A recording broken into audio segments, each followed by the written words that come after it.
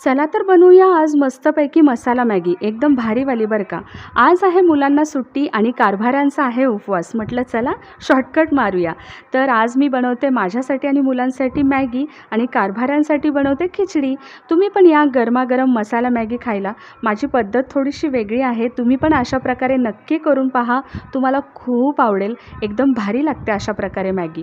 पहिलं तर आपण तेल गरम झाल्यानंतर आलं लसूण टाकून घेतलं, कांदा टाकायचा, टोमॅटो, कोथिंबीर, हिरवी मिरची, त्यानंतर मी धने जिरे पावडर, लाल तिखट टाकलं, मॅगी मसाला टाकायचा आहे, हळद टाकायची, नंतर आपण यामध्ये पाणी टाकून घ्यायचं आहे, किंचितसं मीठ टाकलं आहे।